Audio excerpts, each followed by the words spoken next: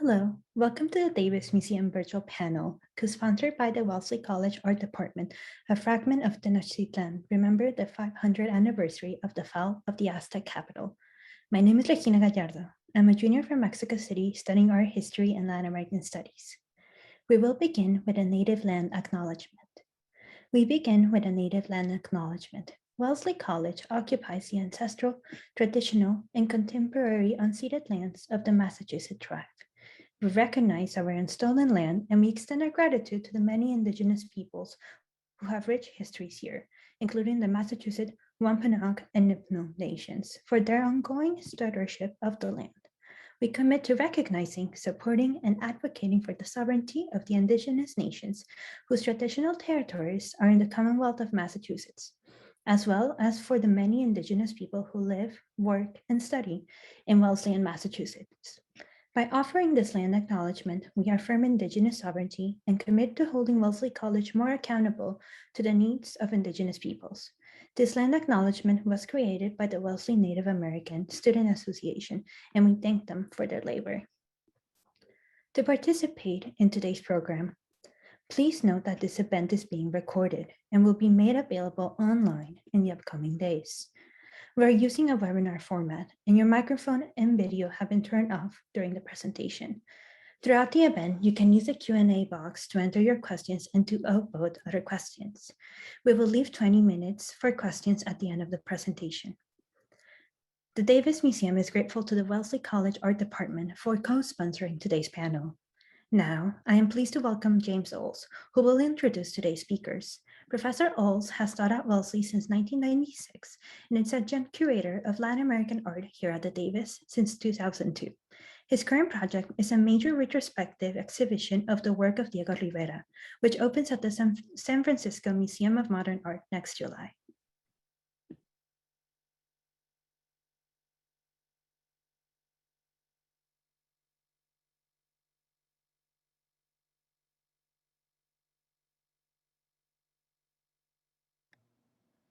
Hi, everybody. Welcome to this webinar. Ashley, could we have the first slide, please?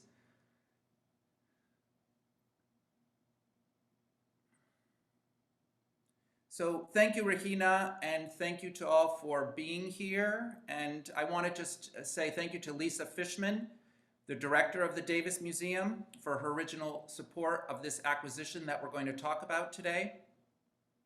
I'd like to also thank Amanda Gilvin, Arthurina Fears, Mark Beeman, and Serena Conreddy of the Davis for their help, and student visitor assistant Ashley Bisram, who's assisting us with this program today. Today we're here to remember, rather than celebrate, the 500th anniversary of the fall of Tenochtitlan, the Aztec capital, to the Spanish invaders and their indigenous allies, a tragic moment in Mexican history that took place on August 13th, 1521. When I first arrived at Wellesley in the mid-1990s, the Davis Museum had quite a bit of pre-Columbian art in their storerooms, but the collection was best discussed in terms of quantity, not quality. I quickly focused attention on improving the collection, mainly for teaching, and the first museum acquisition in this area, a purchase rather than a gift or bequest, in fact, it was the first pre-Columbian art object that the Davis Museum purchased, was this sculpture of an Aztec deity, probably the corn goddess Chicomecoatl, carved out of pink basalt, once plastered and painted. She's a demure, youthful girl, her legs tucked under her body, and she wears a blocky paper headdress and holds 2 ears of corn. She's really a quintessential example of a specific type, an embodiment of fertility that was probably placed in a village shrine or temple and then discovered centuries later by a farmer working in his fields. Indeed, there's damage to the top of the sculpture that was restored long ago, and that probably indicates the effect it suffered, perhaps after being banged by a metal plow. Next. Is there some problem with the formatting. Yes, that's great. Thank you. The figure appeared in a Sotheby's auction in May 1998 with minimal provenance or ownership history. Although the date of discovery was unknown, it had apparently been sold by the Los Angeles dealer Earl Stendahl in the 1960s to a Dr. and Mrs. William F. Kaiser of California. The fact that the sculpture had left Mexico before 1970 is of crucial importance, since that's the generally accepted cutoff date for museum acquisitions of cultural patrimony, according to ethical guidelines set by UNESCO and the American Association of Museum Directors. This seated figure, analyzed by students for many years in Wellesley's famed introductory art history survey, is one of the few sculptures of its type in a public collection in New England, although seated corn deities are very common, and many examples are found in Mexican museum collections.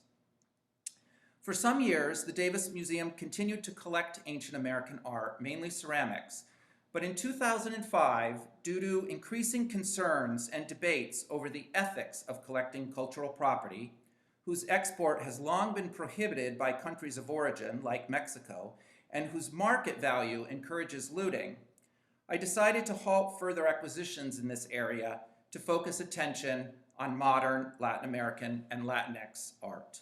Next slide. But early in December 2019, while absent-mindedly scrolling through the website liveauctioneers.com, I spotted a carved Aztec stone block being sold by an established auctioneer in Dallas, Texas. Although time was short, initial research and consultation with experts in both the United States and Mexico confirmed my belief that the object was indeed authentic and in fact historically important. I also encountered no objections to its acquisition by a public institution, for not only was this a fine example of Aztec relief carving, the sculpture had a very specific and rather unique provenance. Next. Like our corn goddess, it had passed through the hands of the Stendahl galleries. In the late 1960s, as we'll learn, in the late 1960s, Alfred Stendahl gave this block to H.B. Nicholson, a professor of anthropology at the University of California, Los Angeles, and a leading scholar of the Aztec civilization.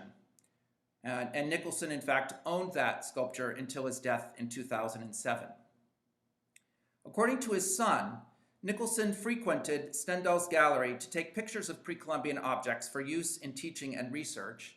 And in fact, in the 1960s, there was rarely an adversarial relationship between academics and dealers in this small field. And on one such visit, Nicholson noted one particular stone being used as a doorstop, as it depicted images of feathered serpents related to a deity known to the Aztecs as Quetzalcoatl, which was a topic of great interest to Nicholson. He later published this book on the deity. Stendahl gave him the fragment, perhaps because then it had little or no market value. As we'll see, the provenance extends back earlier than the 60s, but at the time of the auction, it seemed solid enough to make an exception to my own rule, and we were the successful bidder. The block arrived at the Davis just before the coronavirus pandemic, and soon it will be on public display, accessible to scholars as well as Wellesley students. And if you could end the screen so you can bring me in, Ashley. But let's stop the share perhaps. And hi, I think you can all see me. And I'm with the block, which is here on a turntable. And let me just spin it around. I think it's in focus. Yes, indeed it is. The block probably, we'll learn more about the block, but I just want to say that it has carving on two sides, a longer face here, and a shorter side here. The back is rough, and this side is rough as well.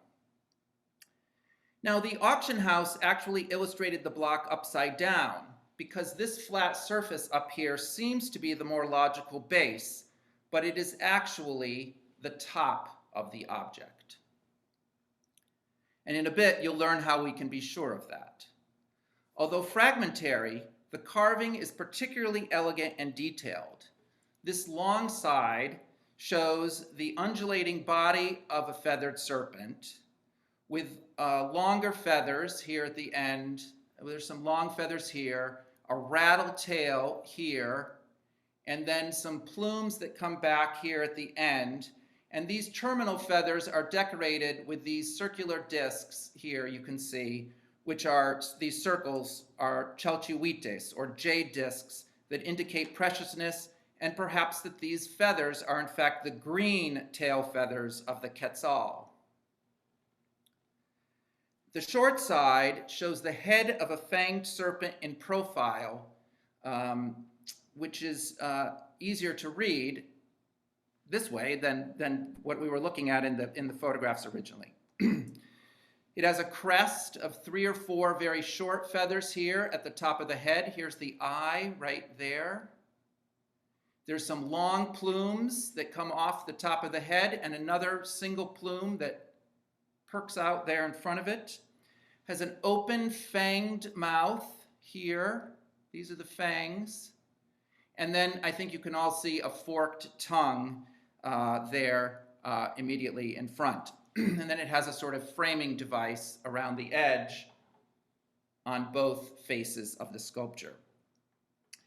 The rough sides of the block and evidence of breakage may be partly due to the fact that Aztec artisans never completely finished this block, or perhaps something happened to it in the colonial period, which I hope we'll learn about. But you can see this backside is extremely rough. We don't know where the block was when it was found or collected or what that date was, but it might have already have been removed from its original location.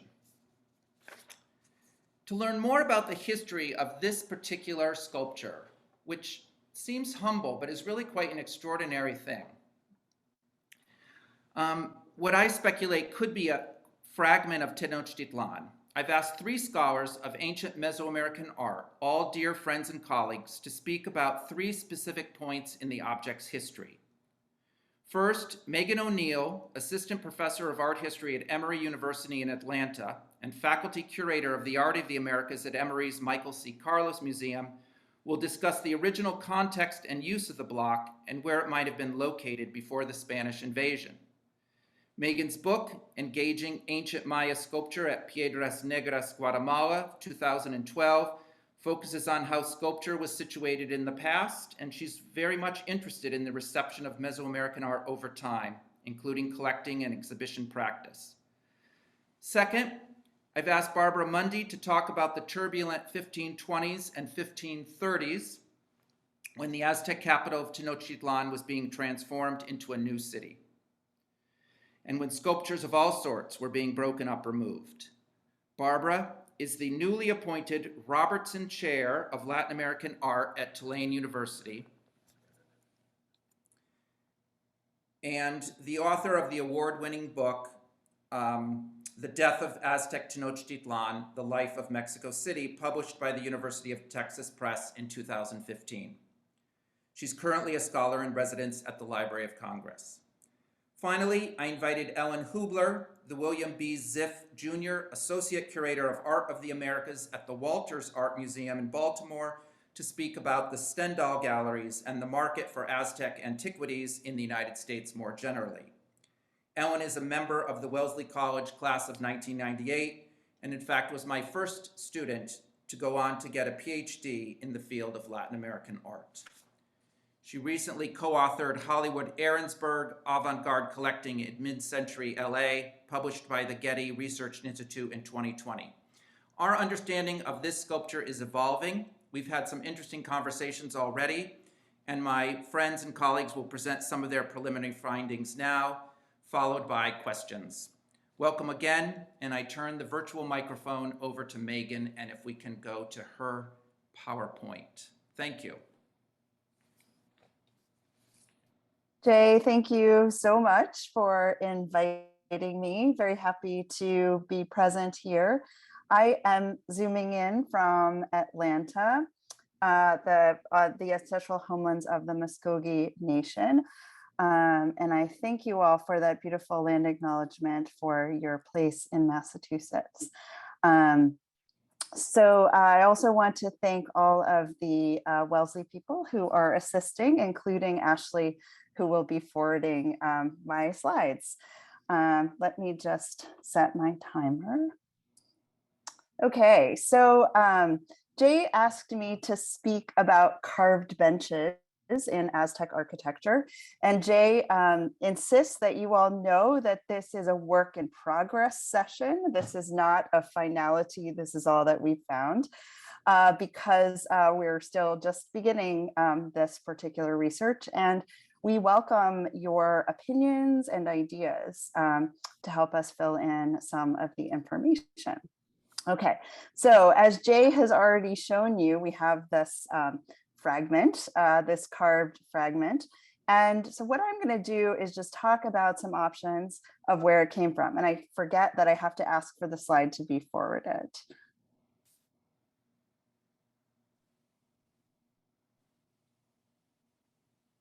Thank you. Okay, so what this piece is most likely the cornice or the top part of an Aztec carved bench, as you see here. And I don't think, let me see if I can get a cursor to, here we go, a mouse. Can you all see this mouse? So here is the block, and it would have been most likely the top part of a carved bench. And what we're looking at right here is from the House of Eagles at Tenochtitlan. And if you could move forward, please.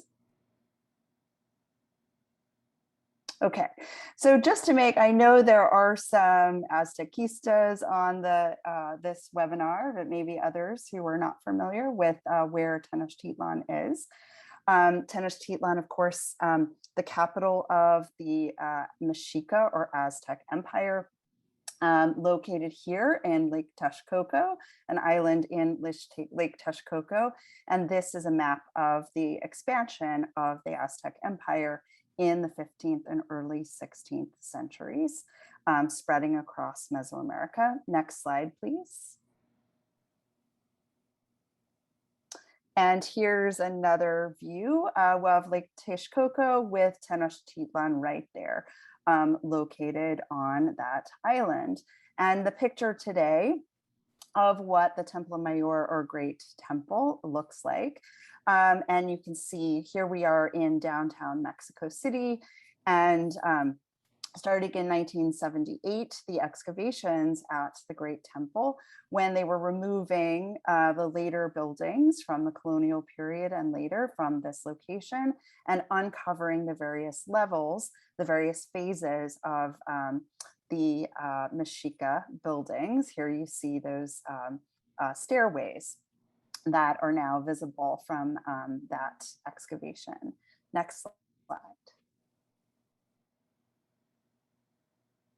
Okay, and then just to give you these drawings of different Aztec emperors to get an idea of, again, if you don't already know already, the various Tlatoanis or speakers, those emperors that we know of, their names and their name glyphs, as they are the ones who would have been overseeing or commissioning these rebuildings of this of the Great Temple. Next slide. Okay, so I'm going to return to the carved benches and particularly to talk about the House of Eagles at Tenochtitlan that has been studied by Mexican archaeologists, including Leonardo Lopez Lujan. Here is a drawing by Tenoch Medina. This is located just next to the Templo Mayor, and you can visit it if you go to the Templo Mayor archaeological site. And this wonderful ceramic sculpture of an eagle warrior came from this area. Next slide, please. And what I want to show you are these carved benches, of which I was showing you a detail before. And so you can see over here down in the lower right, I'm going to give you a detail in just a second, a close-up. And so you see the cornice and then the talud, the slanting part. Or if you look on this side, the cornice, which is the flatter part, and then the slanting part of that talud, or over here again. So in multiple parts of this structure. Next slide. And then here is one of the details of this. And just to walk you through the images, I really appreciated how Jay walked us through the carved images of the piece now at Wellesley. But what we have on this lower part of the talud, we have this grass ball in which these offerings are placed. And essentially those offerings are maguey spines that are used for bloodletting. And then there are warriors as well as a Tlatoani, or an emperor, walking towards this, so making offerings into this grass ball. And then also at the top, I hope you all can see that there's a feathered serpent here. So there is the head. There are actually two meeting here. You can see the split tongue right here, similar to the fangs that Jay was talking about. The body of the feathered serpent, and then there's a tail over here. And you can see these wonderful curls of those feathers on this side as well as that one. And you can also see this vibrant paint that has been used that still survives. Next slide. Okay. Now, many people have already shown that this is an architectural form that comes from Tula Hidalgo, from a city that was a predecessor to the Mexica city of Tenochtitlan, already fallen by the time the Mexica founded Tenochtitlan, but definitely an important predecessor, an important memory, such that the Mexica built their city to look like Tula as well as Teotihuacan. And so here we see this carved bench from the Palacio Quemado at Tula in Hidalgo, where you see processing warriors at the bottom. Here is a detail, and then a feathered serpent at the top too. You can see them running along the way. And I want you all to notice this specific form. Again, that straightened or flattened cornice here, and then the slanting talud, which of course is an architectural style that comes from the earlier city of Teotihuacan. And so there are all of these references to the past, reuses of the past and references to the past. Next slide, please. Here you can see these two carved images in comparison. And I did want to take a moment to acknowledge the work of Emily Umberger, an art historian of Aztec art, as well as Leonardo Lopez Lujan, archaeologist in Mexico City, who have both written about these references to the past in Mexica art and architecture. And here you can see the comparison between the House of Eagles of that feathered serpent at the top, and then those warriors, and then the one from the Palacio Quemado at Tula. Next slide. And of course, there are changes and innovations. Okay, and then just again to drive it home, these drawings from Emily Umberger's wonderful article on Aztec archaism, to show these similarities in those designs. Next slide. So the question then is, where does this fragment that is now at Wellesley come from, now at the Davis Museum? So one possibility is that it came from Tenochtitlan. And as you all will hear, Barbara Mundy is going to talk about transformations in the city of Tenochtitlan in the colonial period, when blocks of stone would have been moved around as the new city was rebuilt. But also in the past, there was moving around of stones as buildings were rebuilt. I showed you those various levels of the stairway at the Templo Mayor. rebuilding of stones, blocks were moved and reincorporated in new places. So as Jay said, who knows, or we don't know yet when this particular block was removed from its original context, whether that happened in the 1940s or whether it happened much earlier. We just don't know, but there may be some signs of those use on the block itself or elsewhere. Next slide. So Tenochtitlan, the capital of the Mexica Empire, is one option, but I also want to propose another option to show you this site of Teposteco in Tepoztlan in Morelos, which has this wonderful Aztec pyramid, where this beautiful panel of Ahuitzotl, one of the Mexica Tlatoanis, was found. And notice this beautiful carving style with the water shown here. That's part of the name of Ahuitzotl. Next slide. And the reason I want to show it is because inside this building, there is another carved bench.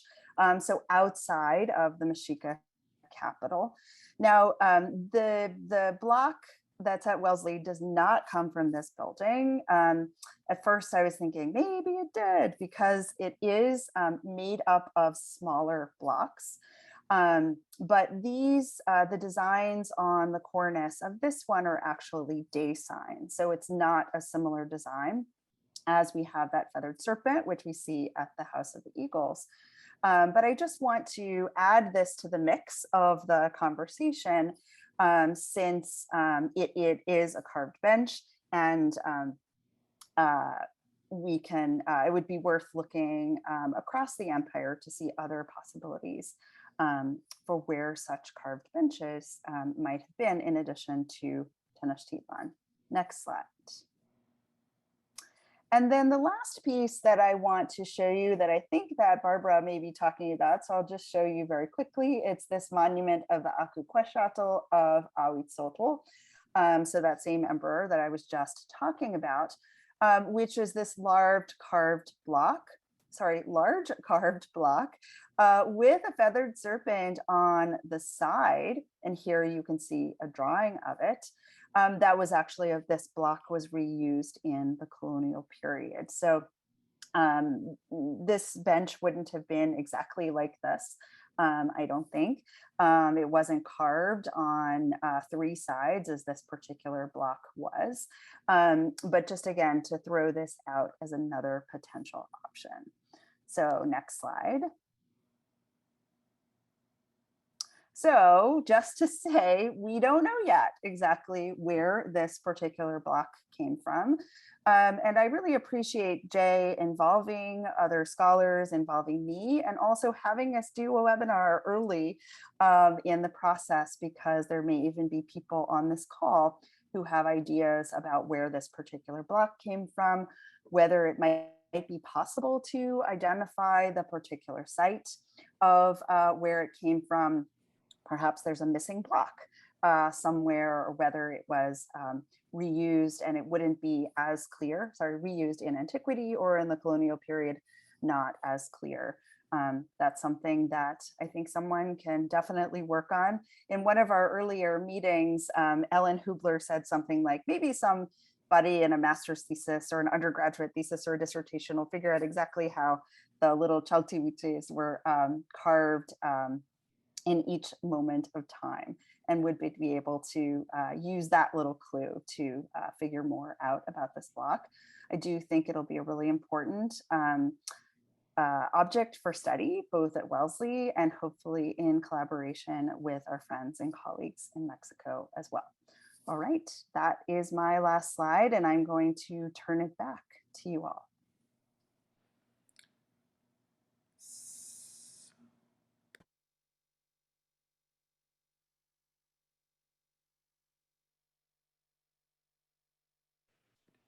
So if I'm here, we're going to turn things over now to Barbara Mundy with the Barbara's PowerPoint, the Mundy PowerPoint, if you have that. Ashley, great.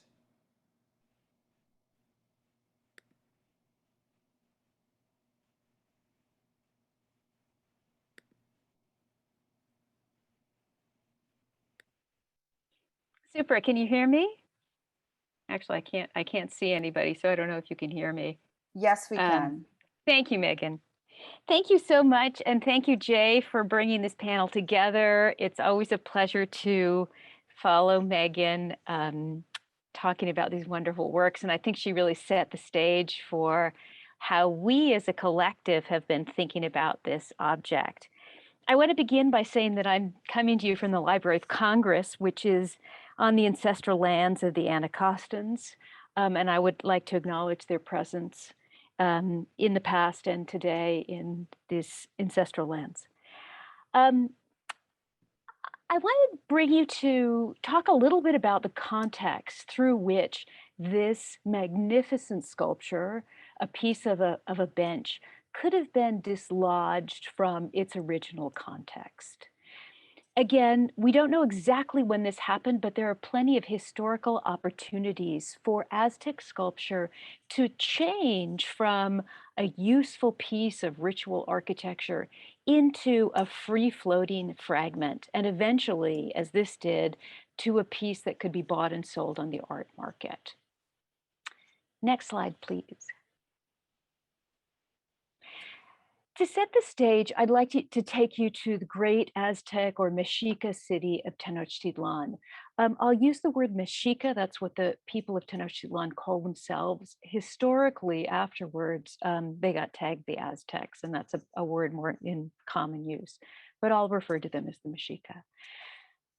Mexica Tenochtitlan was one of the largest cities in the world in 1500. It was part of a great urban an urban area that stretched along the sides of the Great Lake of Texcoco in the middle of the Valley of Mexico.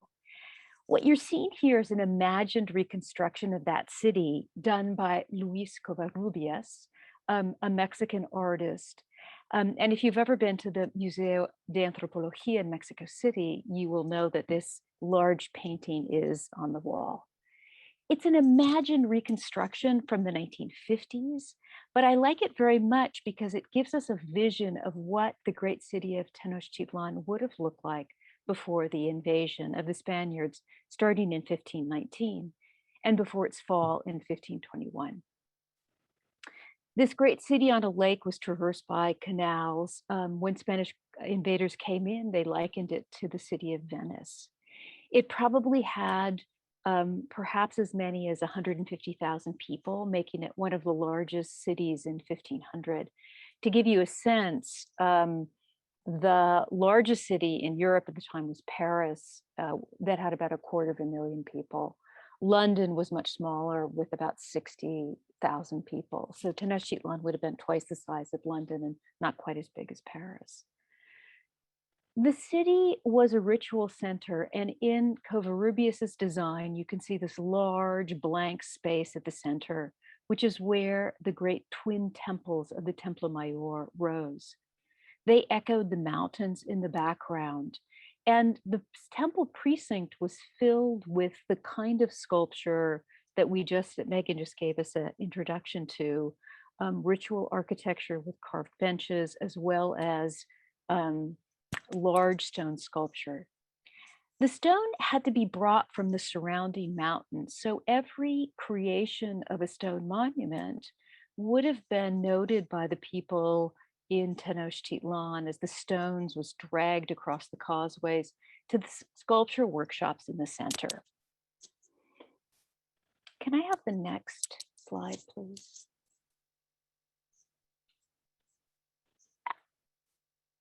In the center of Tenochtitlan was the great temple precinct, and I'm showing you a maquette on the upper left, and then a photograph I took some years ago on the upper right. The temple precinct was the place where much of the ritual sculpture was to be found. In particular, there were lots and lots of serpents. On the upper right, you can see the great Coatepantli. It's a bordering wall that was carved to protect the main temples. And it uses as its main motif an undulating serpent. Now, serpents appear very frequently in the art of Tenochtitlan, they're extraordinary beings. They can climb trees, they can live underground. So they have the ability to move through the different zones of the cosmos.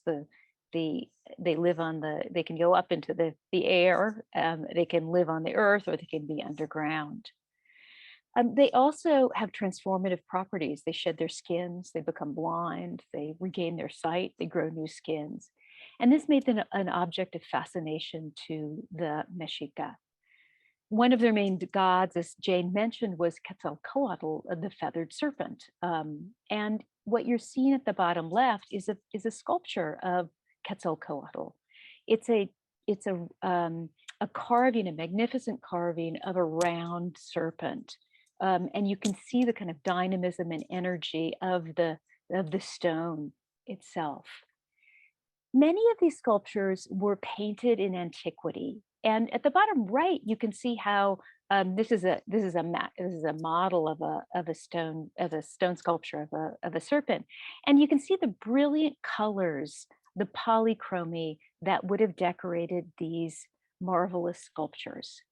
One of the things that makes the Davis Museum piece so remarkable is that it has some of the remnants of the original paint, and I think we'll be able to see some more of that when we return to Jay. Can I have the next slide, please?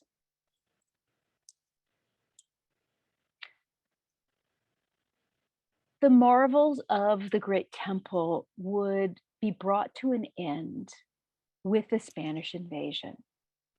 On the screen, you're showing I'm showing a map of the city as it appeared to the Spaniards. This was reprinted. This map was printed to accompany a letter that the conquistador and then Cortez wrote to his king, Charles V.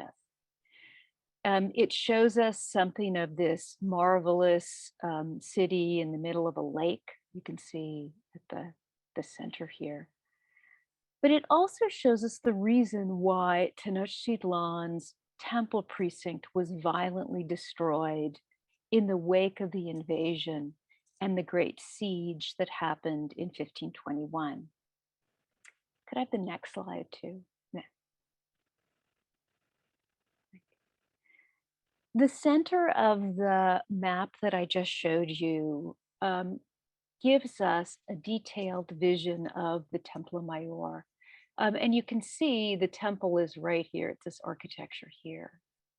But what both fascinated and horrified the Spaniards was the practice of human sacrifice that took place at the Templo Mayor in order to propitiate the deities and keep the world in order. This map captures some of that. At the very center, we can see a little figure, a human figure with no head. And then at the bottom, we have something that's called the Capita Sacrificatorum, where the heads were sacrificed. This practice of human sacrifice and the ritual display of the trophies from sacrifice repulsed the Spaniards. And quickly after the fall of Tenochtitlan, after a devastating siege, one of the main projects of the conquistadors was to destroy much of the visible sculpture and architecture in the Templo Mayor precinct. Can I have the next, please?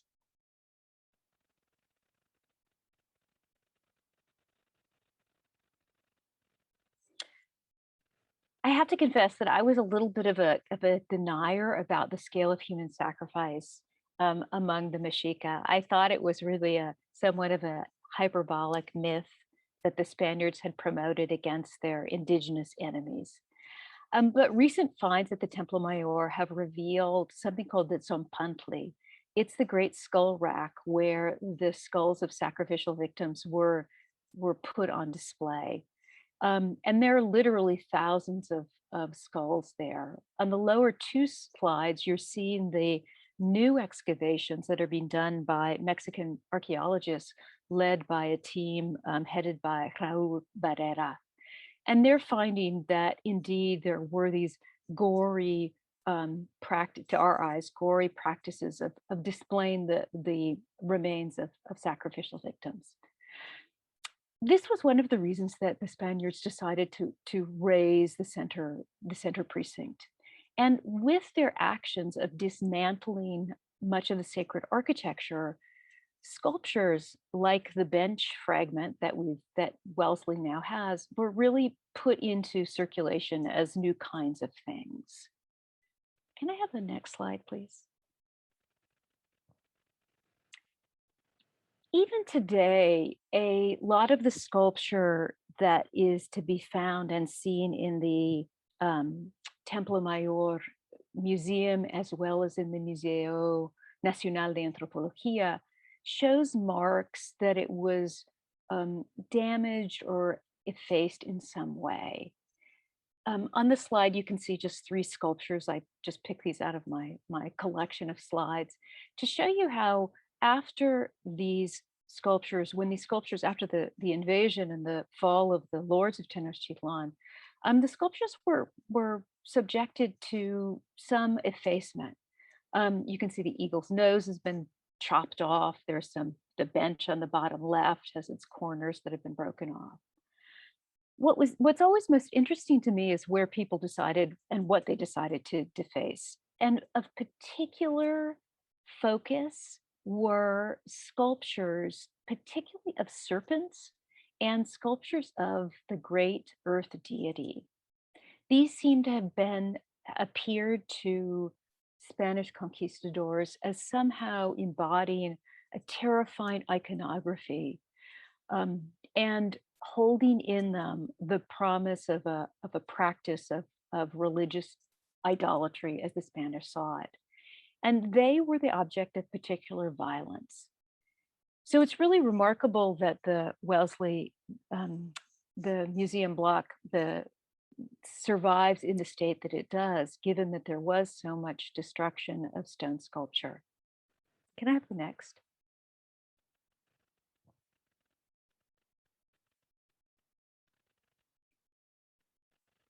So some of the sculptures that were found in central Tenochtitlan were smashed, and others were put into reuse as significant objects of what we think of as spolia. That is, they were objects that were recognized as coming from a conquered culture, and they were being put into reuse in ways that revealed something of their original iconography, but rewrote that. The term comes from the Roman practice of taking the objects of a conquered culture and bringing them back into Rome and putting them on display. But we find that there was a significant amount of spoliage or spolia in Tenochtitlan. And my colleague, the art historian Sarah Yu, has been doing some wonderful work on these pieces. I want to bring your attention to this object at the very top of the screen. You're seeing two views of what was once a sculpture of a coiled feathered serpent. That's in the upper left. And below it, can you go back? And below it, you can see what it once would have looked like. On the upper right is the bottom of that sculpture, and you can see it has some carving on it. It's the imagery of the earth god. But the serpent's head has been lopped off, and through the center of that sculpture, there's been a square hole dug into it. We know from historic photographs that this served through the 19th century as the base of a Christian cross.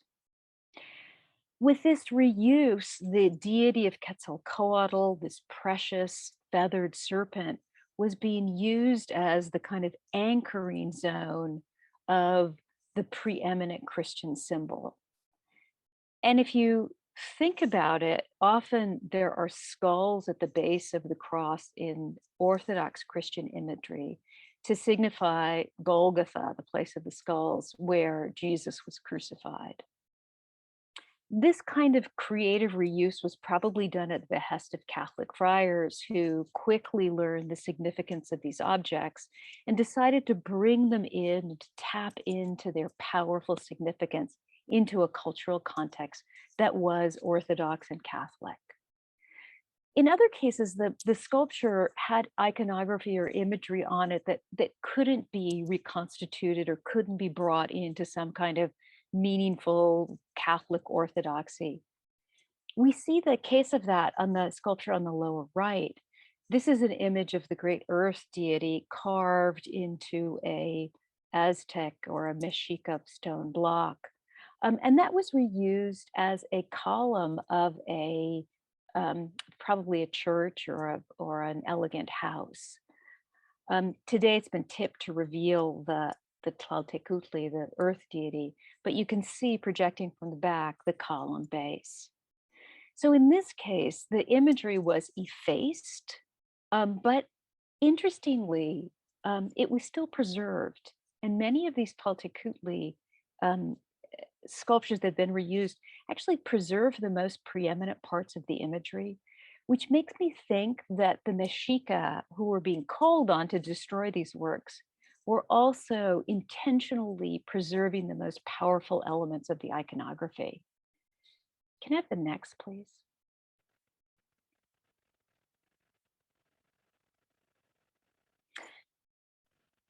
Not all works were put to use as spolia. And I think the closest parallel, a work that I really want to end my talk with, comes in a stone, a work that Megan showed. And that's a stone that we call the Akwekwe stone. It was found, what you're looking at are the two sides of the stone, actually three sides of them. And then in the bottom right is a wonderful drawing by our colleague Emily Umberger, who's one of the preeminent iconographers of Aztec sculpture. The imagery of this stone shows a feathered serpent on one side, and it also shows one of the Aztec rulers undergoing a kind of self-sacrifice as he gives blood through his ears. Whether this imagery was recognized as powerful or not, we simply don't know. But what we do know is that the stone itself was valued. Remember, Tenochtitlan is an island in the middle of a swampy lake, and stone is hard to come by. This work was reused through the colonial period as a step, as a stair, and so its imagery is worn off on one side. And it was recognized as being such in the 1930s when its imagery was revealed. The house underwent a renovation. Its owners found this sculpture. And it ended up in the Museo Nacional de Antropología, where its useful side, then its imagery side, was put on display, and it's on display today. This gives us a sense, I think, of how the fall of Tenochtitlan put sculpture, detached sculpture from its original context, absolved it of its original meaning, and put it into circulation as other kinds of things. And I think probably the Wellesley, the block in the Davis Museum, was one such block. It might have been detached from its original context, and it might have been reused as just an ordinary stone in a stone building, or perhaps as a step somewhere else. And it was only probably in the 20th century when Aztec sculpture became valued as for its immense artistry, that this sculpture would have been recognized not as just a useful block of stone, but actually as a marvelous work of art. So we're lucky to have it among us, and we're lucky to be able to examine it. With that, I want to turn to my colleague, Ellen Hoobler, who will talk about the context of the collection. Great, thank you so much, Barbara.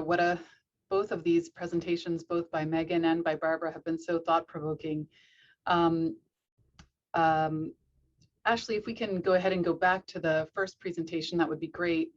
I want to give a special thank you to Jay Oles and to the Davis Museum for inviting me to speak today, as well as to Ashley Bisram, Arthurina Fears, and Regina Gallardo for your help on making this program a success.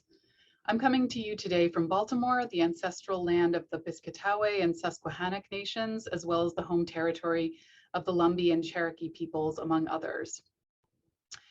My name is Ellen Hoobler, and I'm the William B. Ziff Jr. Associate Curator of the Art of the Americas at the Walters Art Museum, where I should say that my museum director, Julia Marchari Alexander, was Wellesley class of 1989. I myself am Wellesley class of 98, and as Jay mentioned, the first of his students to pursue a doctorate in Latin American art history. It's really exciting to be here today, not only to speak to my colleagues also presenting, but to these amazing participants that we are seeing on here. So many names that I recognize and people that we hope to acknowledge and get some really interesting questions from. I see we already have one great point from Angel Gonzalez there in the chat about a work that may be comparable. But I'm going to just say also that the Davis and its collections were instrumental to my own choice of career path in museums because of the ability to work with actual objects from the period, to get up close and personal with real works of art. That's something that Jay Oles has always fostered. He would give us sort of mystery works from ancient Mexico to try to research and investigate. So I was very pleased to have played a small part in the Davis's acquisition of this Aztec work. And as the title of my talk suggests, From Mexico to Massachusetts, the cultural biography of Wellesley's Aztec acquisition in the 20th century, we're now going to turn away from the early history and meaning of this stone as an architectural element or bearer of ritual and political meaning in the 15th and 16th centuries, and turn to examine how it became a commodity in the mid-20th century and beyond. This idea of the cultural biography of objects is drawn from the work of Igor Kopytov, a cultural anthropologist who posited that objects, including works of art, may pass through many life stages in their existence, comparable to the eras within a human's biography. He argues that we can understand the shifting meanings of a single object by asking questions such as, where does the thing come from and who made it? What has been its career so far? And what do people consider to be an ideal career for such things? What are the recognized ages or periods in the thing's life, and what are the cultural markers for them? And particularly, how does the thing's use change with its age? So those are questions that we'll be thinking about and considering as we look at the more recent history of this Aztec stone. Next slide, please. Ashley, if you can go to the next, great, thanks so much. So the talk as well gets at this idea of provenance, which Jay touched on at the beginning. Provenance, that is the history of the ownership of a work and where it has been held. Any museum professional today must be versed in provenance research to understand the histories of the objects in their care. These can at times be wild and woolly stories, as we've heard that this object was actually a doorstop in the Stendahl Gallery. And we tend to research provenance from the most recent history, where we can be pretty sure about where it was most recently, and tracing our knowledge ever further back in time as much as possible. So in this case, we started with the information that was offered by the dealer or owner from who the object was coming. In this case, it was coming from an auction house, and their consignor, or the seller, was the son of the noted Aztec scholar H.B. Nicholson, who we see here on the left. He'd been a professor of anthropology at UCLA. We see him in Mexico City, and judging by those bell bottoms, I would say this photo is probably in the 1970s, something like that, 60s or 70s. So Nicholson, as Jay said, while he was an academic, was always interested in viewing and documenting as many Aztec or Mexica carved stones as possible. And in the 1950s and 60s in Los Angeles, that often meant frequenting multiple galleries, particularly the Stendahl Art Gallery, founded by Earl Stendahl, who we see here on the right in his conservation workshop. Earl Stendahl was sort of the quintessential entrepreneur who basically single-handedly built a market for selling ancient Latin American art in Los Angeles and more broadly in the United States. He started in the late 1930s, but continued until his death in 1966. the business then passed to his son Al and his grandson Joseph Damon. We've heard this amazing story about this object being just sitting in the gallery and Al Stendahl just presenting it to H.B. Nicholson. And next slide, please. This all seems very surprising and really quite hard to verify. When museum professionals are conducting provenance research, we're always happy to know these kinds of personal histories of works in people's collections, but we have to also try to back those stories up with documented facts as well. So both Megan and I quite recently, as well as other scholars, have written about the Stendahl Gallery and had pictures of the sales room at different points when it mounted exhibitions. Many of these photographs are not dated, but we can create chronologies for them based on the works on view when we know that certain works were sold to particular clients at certain times. So you'll know that it could be no later than a certain date because after a certain time it was transferred over to somebody's house. So this photo, for example, we know was taken in the 1940s, probably about 1944, because of specific works on view that were transferred to local collectors. Next slide, please. And when the photographer turned the camera 30 degrees to the right, we see this makeshift altar that Stendahl had erected to highlight particular works. And wow, there is the Wellesley block positioned at the bottom right. This particular photo is part of the Pierre Matisse Gallery archives held at the Morgan Library in New York. But there is an additional copy now at the Getty Research Institute in Los Angeles, donated by the Dahmen family and part of an archive that will be a rich source for study for years to come. So when Jay had gotten in touch, I think this is something that really Megan had first identified, but because she and I had been in touch about this photo and dating it, we both reported back to Jay that this was something that certainly was in the early to mid 40s and an image from the Stendahl galleries. Next slide, please. In the case of provenance research, close examination of the work itself can often shed light on where something was perhaps originally positioned or placed, or additional information may come to light. So in this case, a painted inventory number was painted on its surface. And we all puzzled over this, but I have to say it was Megan O'Neill who, through persistence, established that it was listed in the Stendahl inventory books as item 5556. Next slide, please. All were puzzling over that first digit, but it appears in the Stendahl Gallery logbook or inventory book as item 5556, a quote, carved stone acquired by Dr. Nicholson. Now, the fact that there is a price there that seems to be $250 calls into question whether Al Stendahl really did simply gift this work to Mr. Nicholson, to Dr. Nicholson, or was simply noting its value at the time, or what happened. But it does make this additional documentation, this provable documentation of this work, all the more important. Next slide, please. And as we evaluate the importance of this acquisition for the Davis, I think it's really important to consider the broader context for the display and sale of works like these in Los Angeles in the 40s, 50s, and 60s. There were many reasons why so many people, from scholars to movie stars to artists and others, to department store entrepreneurs, were collecting ancient Mexican works at mid-century. On the one hand, there was this kind of forbidden allure of works redolent of the Aztec sacrifice that Barbara's mentioned, works that were often smuggled across the US-Mexico border. And that may get at what Georg Simmel has called the value of objects that resist our desire to possess them. At mid-century, there were many logistical factors as well that made ancient Mexican art particularly attractive, from the lack of availability of European art around World War II when trade routes were disrupted, and the increasing access to remote parts of Mexico through the growth of railways there.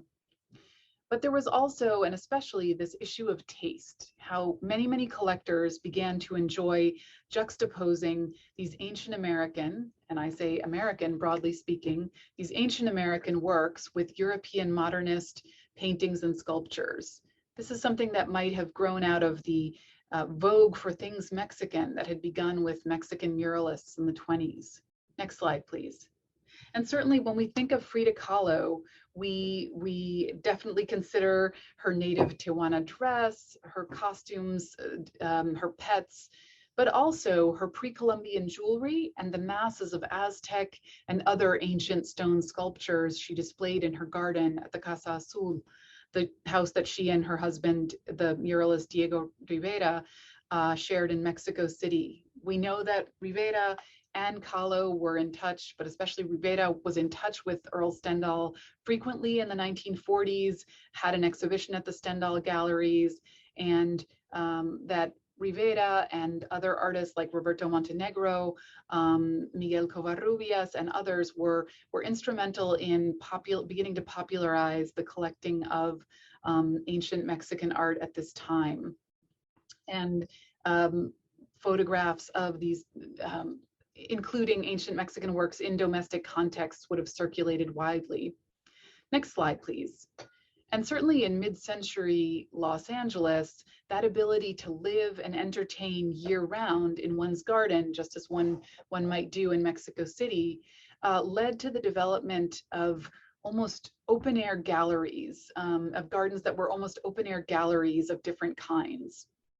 As I have argued in a recent new book, Hollywood Ahrensburg, Avant-Garde Collecting in Mid-Century LA, the first collectors to create such a garden that was filled with Aztec and Mexican stone works, pieces, fragments, etc.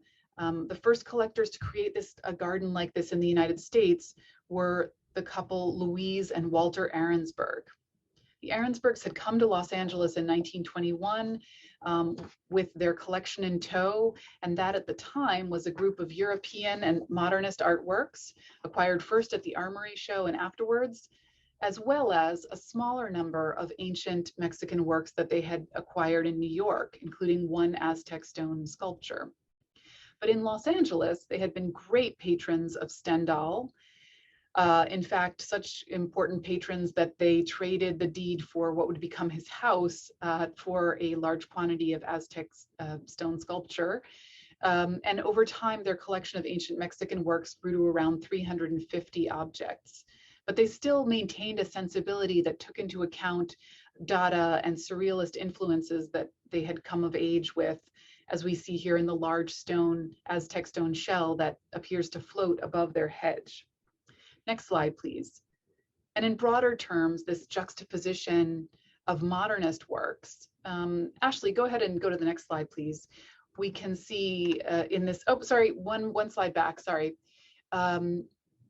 We can see in this view of their living room and foyer, we see a de Chirico, a Rousseau, Picasso's, all balanced by a pre-Columbian gold ring and masses of ancient West Mexican ceramics, and this became a very popular aesthetic at mid-century. Next slide, please. Earl Stendahl himself absorbed this aesthetic in his home, next door to the Ahrensburgs, as I've said, and an ideal place to market works to them. And his house was also a de facto showroom. So we see on the left in his own living room, modernist paintings contrasted with West Mexican ceramics. And then on the right, the large stone sculptures, some of them probably not authentic works of Aztec art that he had in his own garden. Next slide, please. So that aesthetic of the modern and the ancient mixed together, but especially this focus on ancient Mexico, filtered out to many Hollywood figures, including actors, directors, and others, especially the actor Vincent Price, who we see here on the right, who was a frequent purchaser from the Stendahl galleries. That enjoyment of this aesthetic itself seeped into movies, as Matthew Robb has noted, and as a database by Andrew Feingold at the University of Illinois at Chicago has shown, these pre-Columbian or ancient Mexican pieces pop up in movies like North by Northwest, Bell, Book and Candle, and others. And then ancient Mexico even became such an important part of popular culture and visual culture with its inclusion in advertising of the time, such as what we see on the left, which is Vincent Price's collection used for ads for the alcoholic drink Kahlua, beginning in the 1960s, as Judy Sund and Megan have written about, with Mary Ellen Miller of the Getty have all noted. So next slide, please. As what I want to just close with is that as the Wellesley stone begins yet another stage in its cultural biography, we can reflect on how these changing contexts make an acquisition such as this one so meaningful for the Davis Museum. Yes, the stone is a great teaching tool to illustrate Aztec society and ritual, the forms of stone carving at the time, and perhaps the trade networks for the red pigments with which it is decorated. But the stone is also a rich resource for teaching students about provenance research, an important and marketable skill for museum professionals today. It likely will offer a terrific opportunity for students to learn 3D digital modeling as they recreate it virtually and try to shed more light on its original placement and visibility. And the stone's life as part of Stendahl's inventory reveals much about the histories of US, especially West Coast, domestic aesthetics, about design history, and perhaps even cultural diplomacy, about the ways in which exhibitions and world's fairs were not just mere displays, but shaped collecting tastes and opinions at mid-century. Therefore, this multivalent object will be an exciting resource that Wellesley students and professors can draw upon for decades to come. I, for one, am really looking forward to seeing it used for tours. I love that Jay Oles is the face on the Davis website for the tours site. I love that the Davis Museum has a 3D model of its galleries that can be explored virtually by people wherever they are. And I look forward to this becoming a part of that very soon. Thank you so much.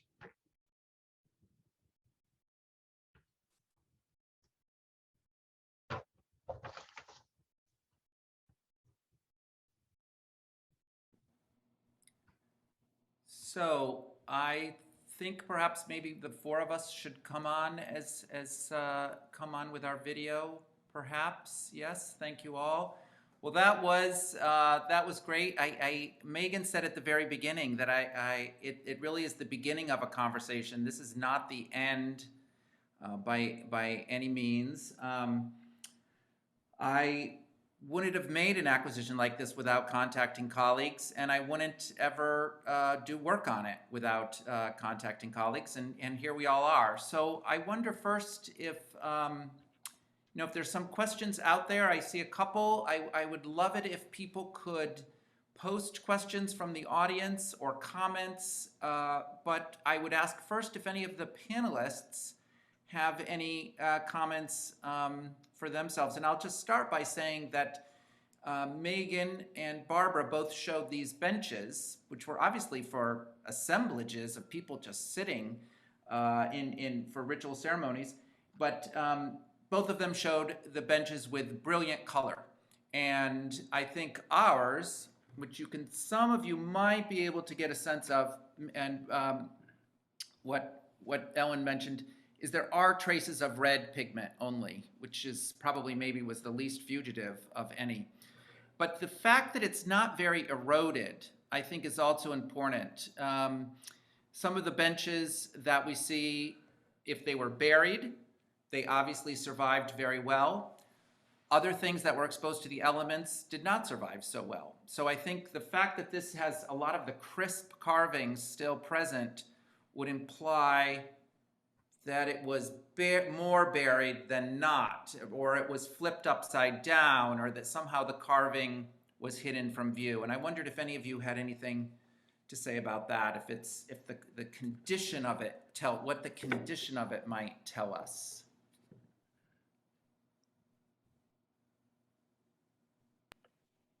Yeah, can I start? Can you hear me? Mhm. So I was really struck how it's such a neat little block. And I think it was, it's just sliced on one side, not smashed up. I think it was probably just repurposed as building material. And when you have it as like a foundation block, if it's not exposed to water, then you're not going to get a lot of erosion, and you might get some of that paint preservation. So, we know a lot of this is Mexico City was filled with sculpture, and people were digging this stuff up all the time in the 19th century. So there were lots of opportunities for this to come out of the ground, and in a pretty good state of preservation.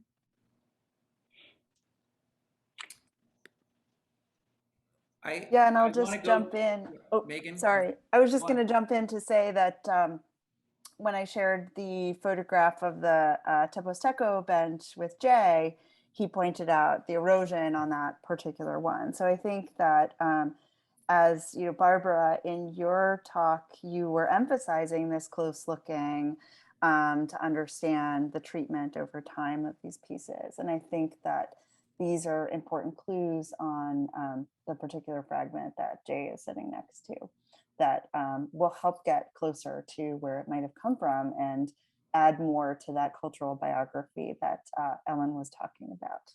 My kitty saying hi, by the way.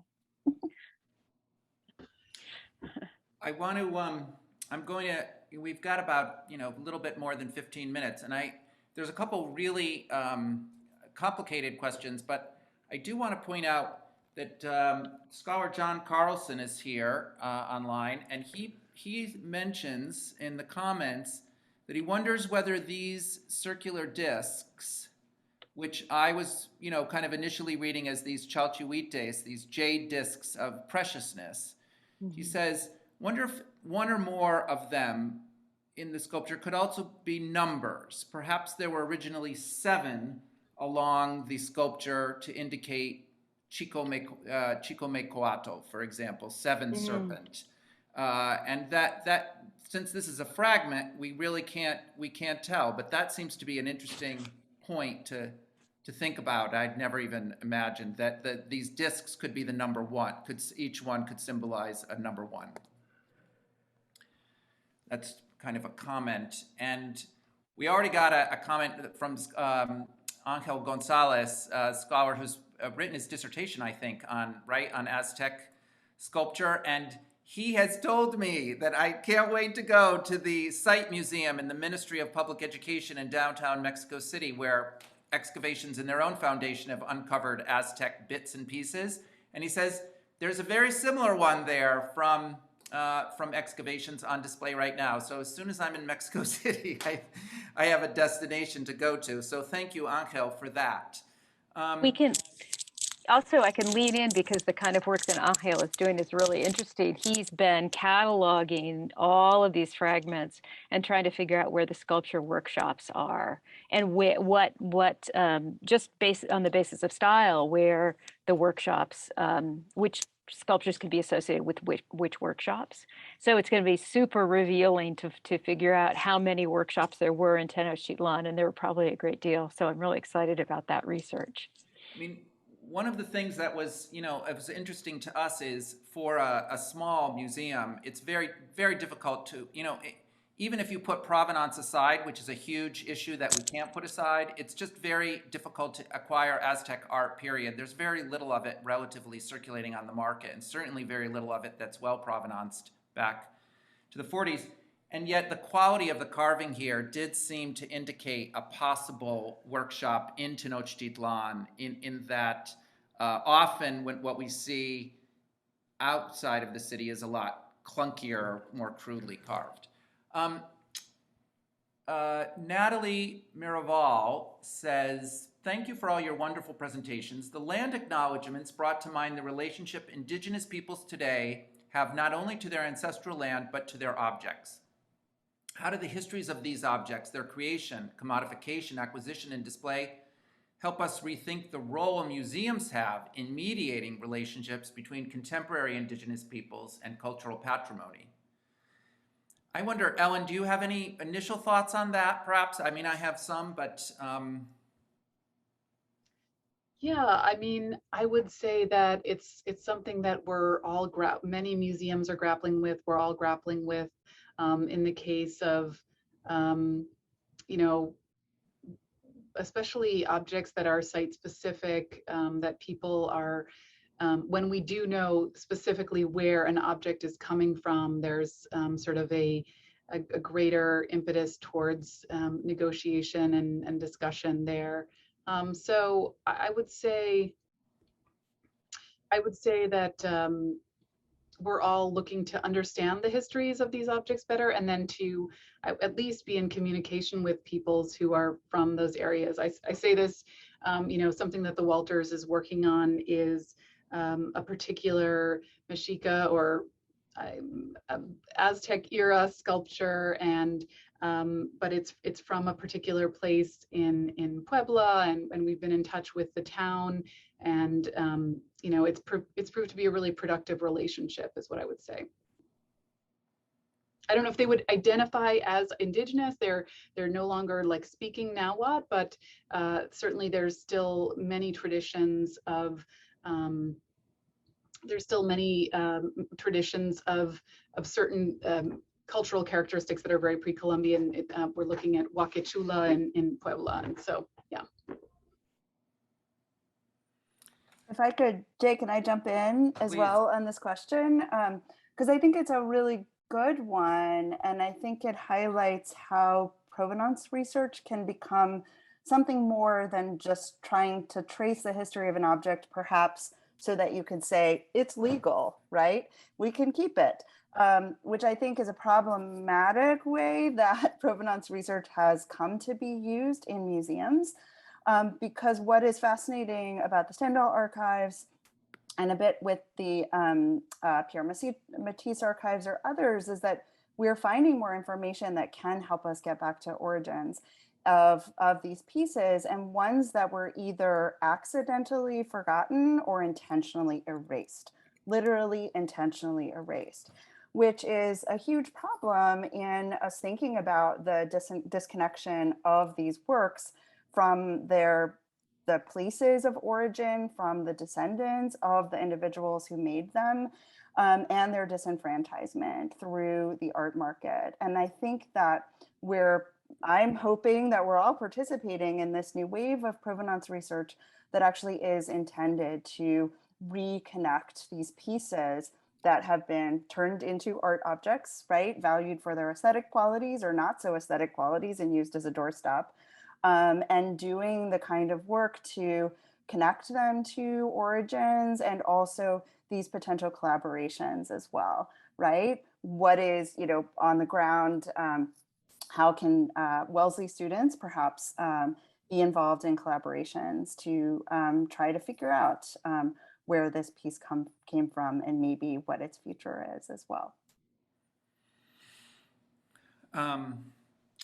Yeah, these are, this is a huge topic. It's almost a seminar topic in a way, but certainly I think one of the things that we actually say in the museum, and many museums don't do this, but we actually talk about looting on our major wall label in the Art of the Ancient Americas displays. As humble as it is at Wellesley College, it's not a very big collection, and it does say that we halted collecting, and it really was a dilemma to think, would we reinitiate collecting in this case? But it seemed that because the provenance was so secure to this major scholar and it had been out of the country, and then once we found that it was from the 40s, that had been out since the 40s, and yet we still, all of these objects, are part of conversations that are ongoing, and collections are shifting all across the country, and our collections too might shift over time as we negotiate this territory. We're fortunate that there aren't Aztecs or Mexica, members of the Mexica royal family that will come after us. But actually, you don't know. That could happen. Well, but But I think it's a lot has to do with how the objects are used in the museum beyond just being aesthetic objects, what the labels say and how they're being used in teaching. That's really, I think, quite crucial. I don't want to lose too much time. Julianne Mahler, a geologist, asks, could the type of stone narrow down a quarry as a source for the sculpture?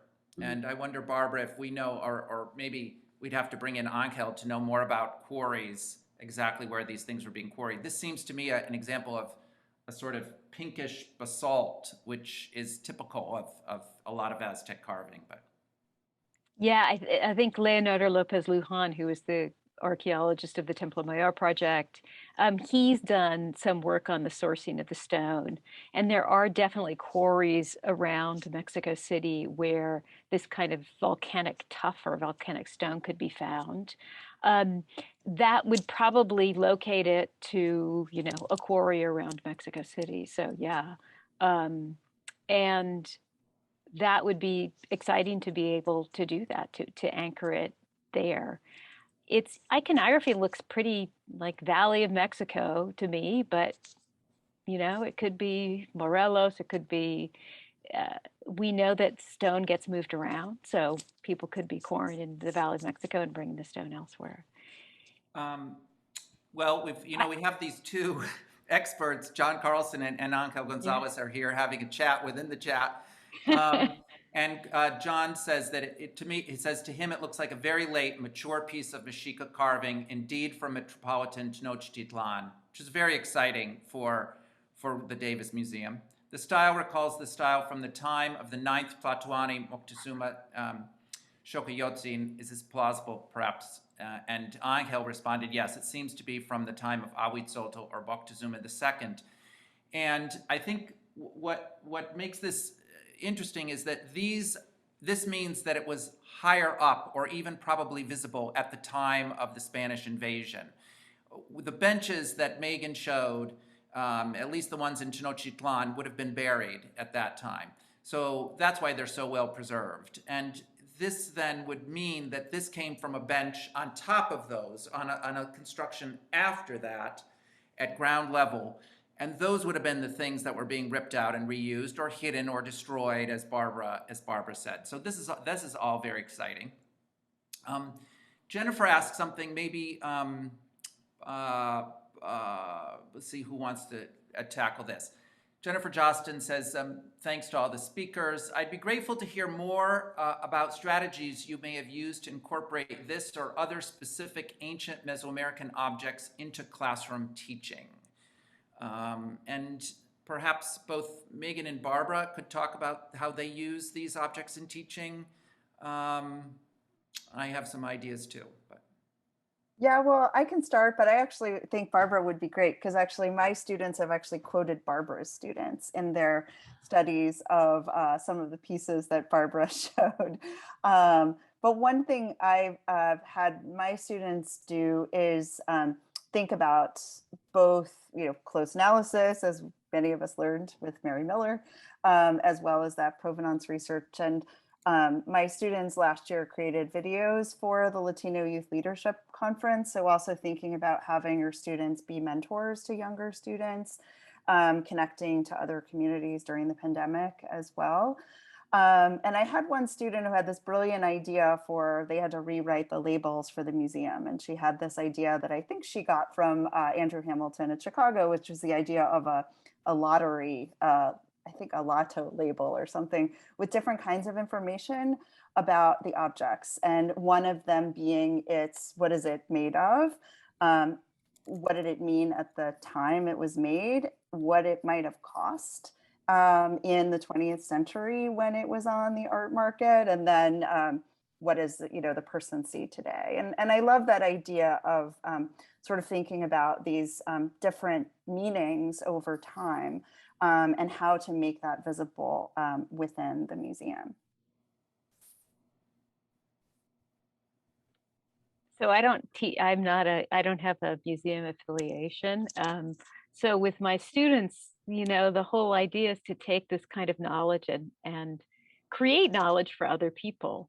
So if I were given this block as a project, I would probably give it to students and say, whoever can get it on the greatest number of Wikipedia sites wins. To integrate this into the kind of public knowledge that's out there is really fun. You get to know who writes Wikipedia. We also do a lot of writing of websites and public. It's amazing how much the websites my students create get quoted, as if they're written by professionals, but they're college students.